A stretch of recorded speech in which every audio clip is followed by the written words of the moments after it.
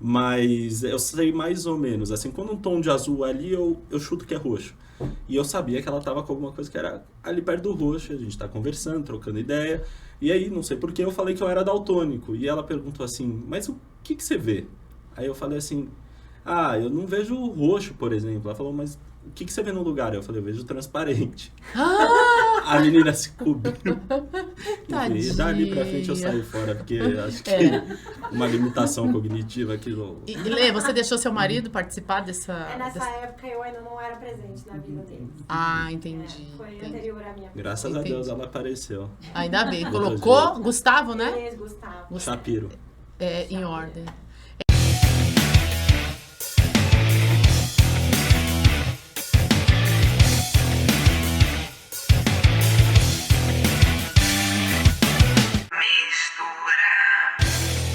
Bom dia, boa tarde, boa noite. Essa é a Rádio Mistura, um programa super maroto da Álvares e Marçal. E hoje é dia de sampler. Sampler, pra quem não sabe, são aquelas estruturas repetidas musicais, parecida do que acontece no hip hop ou no rap. E hoje a gente trouxe aqui um convidado muito especial e antenado, que além de ser nerd, ele também entende de música e vai contar mais pra vocês o que significa exatamente o sampler. Mas antes eu vou pra biografia dele. Ele tem 3 cachorros e também cuida dos gatos e da cachorrinha da vizinha. Relação bem curiosa essa. Ele pediu a esposa 3 vezes em casamento e teve que cancelar. Falou que foi por causa da pandemia, mas eu acho que agora ele já casou. Já casei. Ainda bem, né? Mas 3 vezes? 3 vezes. Não, é porque como teve a pandemia, a gente cancelou o casamento. E aí eu não podia deixar passar em branco os dias que a gente ia casar. Então eu pedi ela em casamento uma vez. Na verdade, ela me pediu a segunda.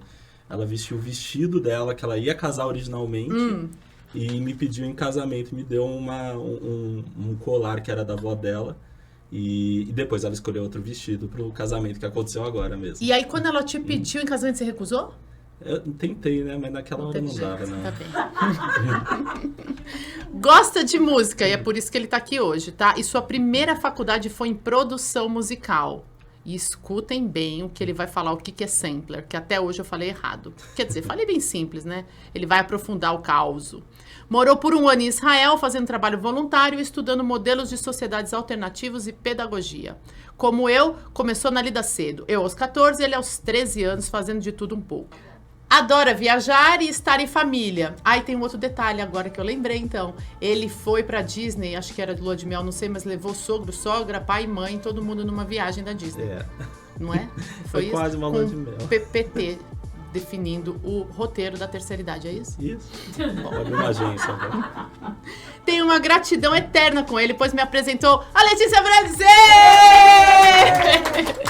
Que toca a área de desenvolvimento dentro do RH e é minha super parceira. Obrigada, Guilherme! Obrigado pelo convite de estar aqui, um prazer. Que bom, que bom. Quer contar o que é sampler? Vamos lá, vamos contar. Você tá mostrando a caneta pra mim? Que cor é essa? Que cor é essa? Azul. É roxo. Eu não sei o que é roxo. Eu tenho uma história com roxo, mas depois eu te conto. Você pode contar? Conta rapidinho. Depois você fala o que é sampler. Uma vez eu tava numa festa. Adoro, vamos gambiarra. É gambiarra agora, gente. Uma vez eu tava numa festa. Infelizmente, eu era muito amigo do marido da Letícia, a gente saía bastante junto, e uma vez a gente tava numa festa, uma menina sentou do meu lado. Eu, de fato, não sei o que é roxo, mas eu sei mais ou menos. Assim, quando um tom de azul ali, eu chuto que é roxo. E eu sabia que ela tava com alguma coisa que era ali perto do roxo, a gente tá conversando, trocando ideia. E aí, não sei por que, eu falei que eu era daltônico. E ela perguntou assim, mas o que você vê? Aí eu falei assim, eu não vejo roxo, por exemplo. Ela falou, mas o que você vê no lugar? Eu falei, eu vejo transparente. A menina se cobriu. E dali pra frente eu saí fora, porque acho que uma limitação cognitiva aquilo. E Lê, você deixou seu marido participar dessa... Nessa época eu ainda não era presente na vida deles. Ah, entendi. Foi anterior à minha. Graças a Deus ela apareceu. Ainda bem. Colocou Gustavo, né? Gustavo. Shapiro. Em ordem. É isso aí. Conta aí pra gente, o que é sampler? Pro pessoal, depois de 20 capítulos, 20 episódios, a gente vai entender o que é sampler. Bom, a ideia que eu trouxe aqui é justamente comentar um pouco o que é o sampler e trazer isso um pouco para a visão de negócio, né? Como que a gente pode aproveitar. Sampler, originalmente, ele foi desenvolvido um equipamento na década de 60, que era um equipamento que fazia um loop de 8 segundos em trechos musicais, principalmente para bateria, teclado. E depois, um pouquinho, no início da década de 70, quando começaram aí o pessoal que criou o reggae para os Estados Unidos, eles criaram a profissão de DJ. E os DJs tinham o costume de fazer uma manobra chamada back-to-back, que era simplesmente pegar um disco, voltar, pegar outro disco, voltar, e o mesmo trecho ficava se repetindo.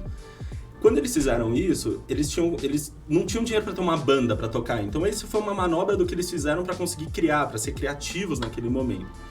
E aí eles acabaram desenvolvendo o que hoje a gente conhece como sampler, que são repetições, são loops de pedaços de música, um trecho de uma música, onde posteriormente você pode regravar, utilizar. Existe até uma lenda que você pode usar 8 segundos baseado no equipamento original, mas não, é uma amostra de música. Hoje tem uma questão de direitos, de respeito ao autor original. Mas é muito utilizado, inclusive no funk, muita gente usa. Rap, hip hop, né? Usa bastante essas estruturas. E aí, você tem exemplos? Eu tenho, na verdade, 3 exemplos, né? 3 tipos de exemplo. O primeiro exemplo é em relação a sampler. O que é sampler? Eu vou botar aqui um exemplo de um sampler para vocês. Vamos ver. Essa música do Black Eyed Peas, ela utiliza um sampler que foi da década de 60 do Dick Dale, que era mais ou menos assim.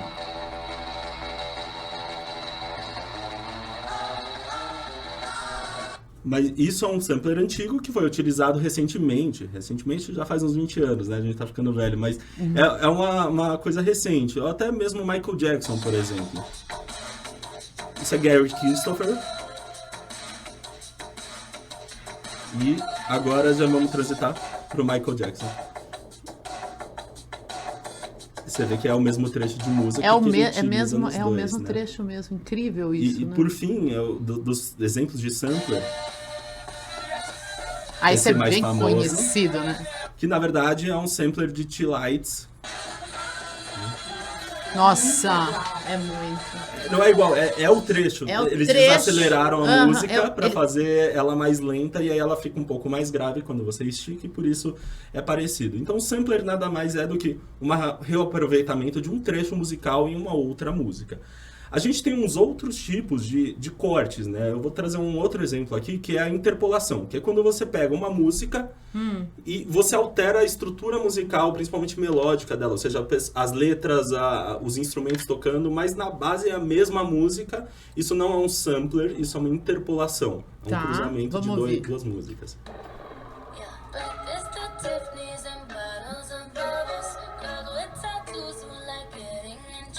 Aqui nesse exemplo da Ariana Grande com 7 rings, né? 7 rings. E aí a gente tem a versão original que é da Noviça Rebelde. Olha só. É até engraçado porque nessa música ela inverte o que fala na original, né? Na original é uma coisa voltada para criança e na versão nova é uma coisa para adulto. Que é muito utilizado pela indústria musical isso. Mas a interpolação não é plágio? Não é plágio. Eles têm os direitos para fazer isso, mas a ideia é justamente, por exemplo, uma pessoa mais velha que conhece a Noviça Rebelde ser impactado pela música, tal qual uma criança, um adolescente ser impactado e todo mundo falar, eu conheço essa música, tá diferente. Isso remete uma coisa infantil na cabeça da pessoa. Dá um déjà vu, né, na cabeça da pessoa. Eu vou te trazer um segundo mais recente, que esse provavelmente a gente dançou muito quando era menor. Vamos ver. A gente tem o da Jennifer Lopez. E a original, a original não, que essa já é uma segunda versão, mas é a mais famosa. Chorando se foi. Quem um dia me fez chorar. Então, esse é um recurso muito interessante. É muito legal isso, né? Da indústria musical para trazer um público anterior e trazer um público moderno para o mesmo tema. E todo mundo gostar do que está ouvindo. É um artifício usado comumente. Você pesquisou aquilo que eu te contei do Raul Seixas, que usou Eu Nasci há 10 mil anos atrás com a música do Elvis? Eu não pesquisei, desculpa. Não, imagina. Depois você... Porque é uma música do Elvis Presley. E faz eu não sentido. faz sentido, mas agora eu não sei se é interpolação, se foi plágio do Raul. Mas tem, você pesquisar no Google, alguém pesquisou? A diferença é que o plágio, ele é um roubo, né? Ele é uma apropriação de um direito de outra... A Mito tá rindo ali. Mas é verdade, você me escuta, Mito? Sim, Tá rindo aqui atrás. E por fim, o plágio eu vou passar rapidinho, porque o vamos ver o plágio. Eu gosto desse, vamos ver. Ele é legal, que ele é chocante, né? É. Essa música do Luiz Bonfá chama Sevilha, é uma música brasileira, o autor é brasileiro. E aí, recentemente, ele ganhou um processo contra o Gotti, que fez essa versão. Mesmo. Que Gotti safado. Então, isso foi um sampler legal. Ele usou o direito, não deu o direito pro cara, porque no sampler você tem que permitir que saibam que Claro, entendi. E o segundo exemplo que eu trouxe de plágio é o Carlos Lira tocando Mário Mota. Sempre tem a ver com os brasileiros, né? Eu vou botar no comecinho, desculpa que eu pulei aqui.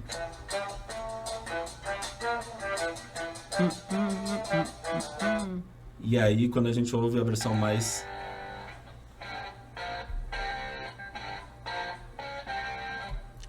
Esse é um plágio que é engraçado, porque eles vieram pro Brasil 2 anos antes deles lançarem a música. Então, tipo, eles plagiaram, porque eles ouviram de alguma forma. E teve processo? Teve processo e depois, futuramente, eles tiveram que dar os direitos para outra pessoa. Certo.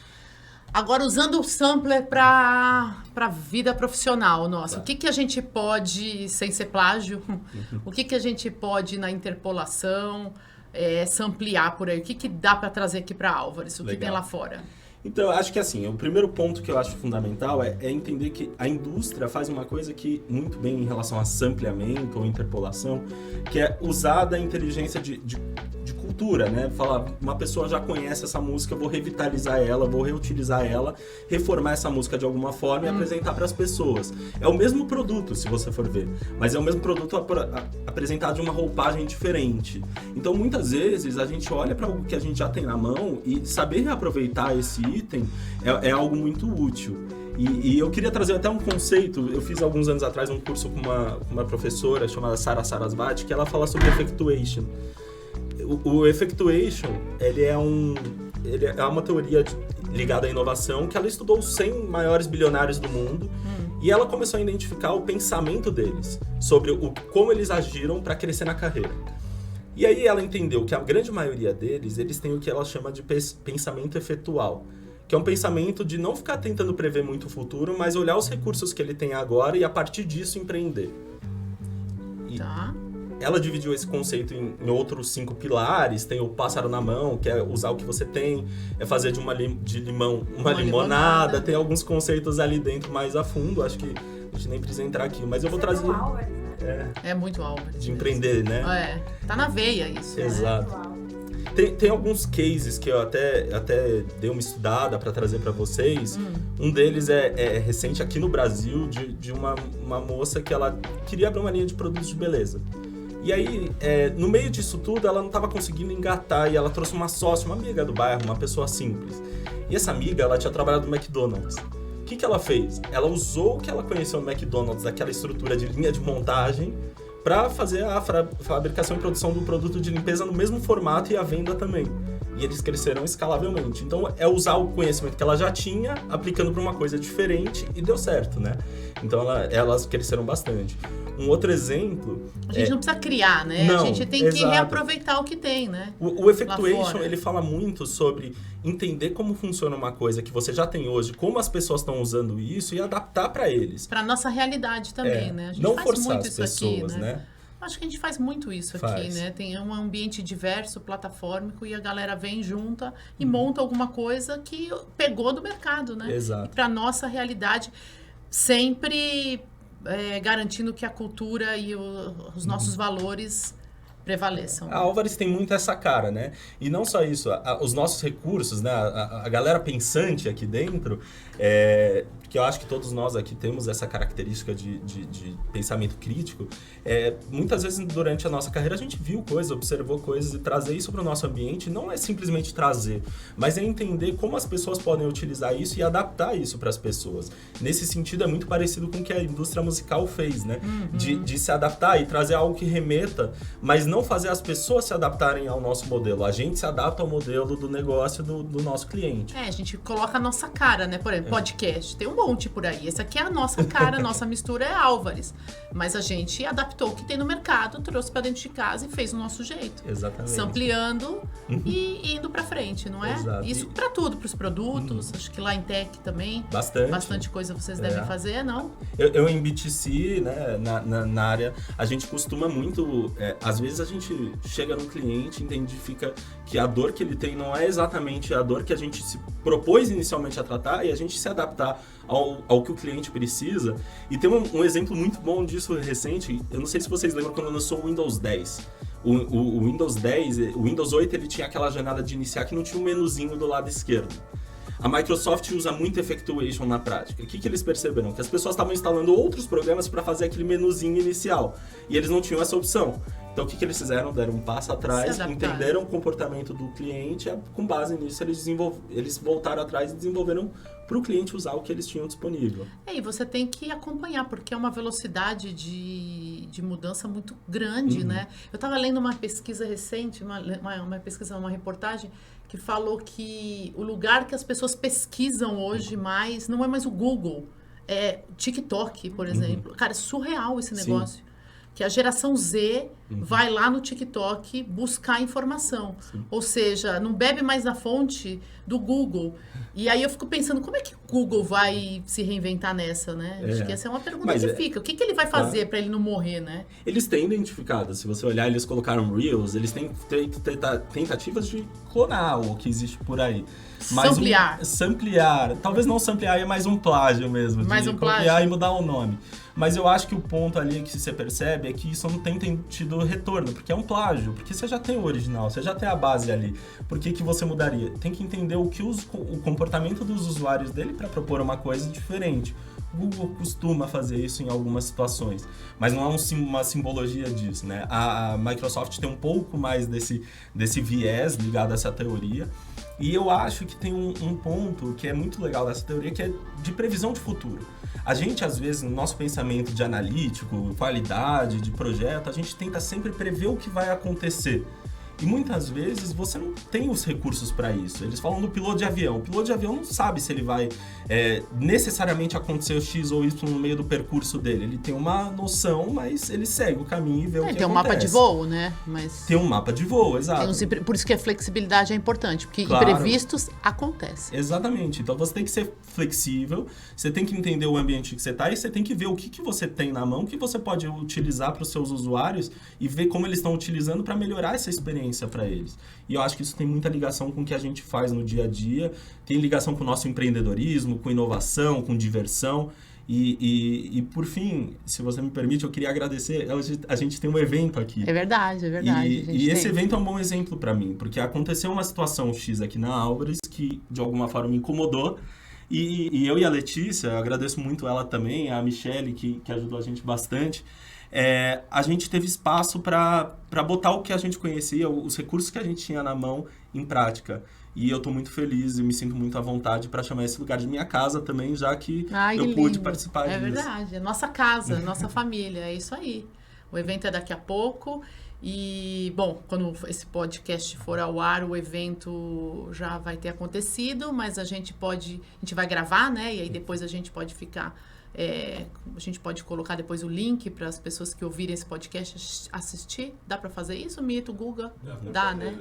Perfeito. E aí vocês vão entender mais o que é esse evento, mas o que o Guilherme quis falar aqui agora é que de uma situação complicada a gente pegou um limão e fez uma limonada. Exatamente. Né?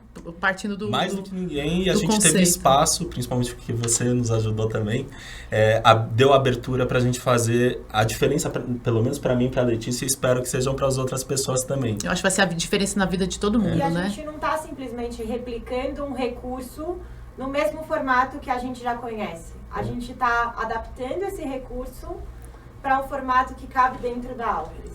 E eu acho que isso também entra muito com essa questão do Sampler. A essência não muda, mas o formato a gente adapta. É isso aí. Eu acho que essa é a mensagem que fica final, né? a gente vai procurar lá fora, vai trazer para dentro, adaptar com a nossa cultura, com a nossa realidade e transformar essa jornada maluca que é... Eu vou dar um último sampler Fala. final, eu prometo que é o finalzinho. Tá bom. Eu contei pra você, e acho que o pessoal vai ouvir, da história da bailarina, né? Que, resumidamente, um caso que aconteceu no Einstein. Se vocês forem no link do evento que vai ser publicado, provavelmente vocês vão ver o pessoal comentando sobre esse caso.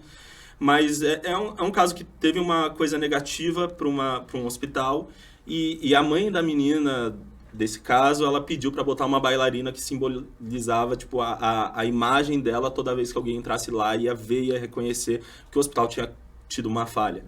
E aproveitando já, ampliando isso...